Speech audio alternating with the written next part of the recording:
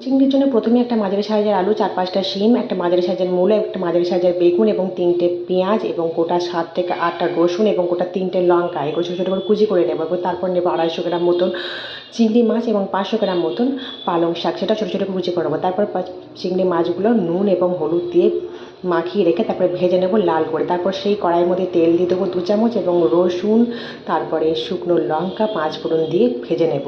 পেঁয়াজও দেবো তার মধ্যে এবং তার মধ্যে দেবো আলু এবং শিম এবং একটু ভাজার পর নুন হলুদ দিয়ে একটু ভাজার পর তার মধ্যে দেবো আমি বেগুনগুলো দিয়ে তারপর একটু ভাজার পর আমি তার মধ্যে দেবো 1/2 চামচ মতন ধনে গুঁড়ো এবং 1/2 চামচ মতন জিরে গুঁড়ো। তারপর কিছুক্ষণ ঢাকা দিয়ে ভাজার পর তারপর পালং শাকগুলো দিয়ে দেবো। পালং শাকগুলো দিয়ে কিছুক্ষণ ভাজার পর আমি এর মধ্যে দিয়ে দেবো নুন এবং হলুদ।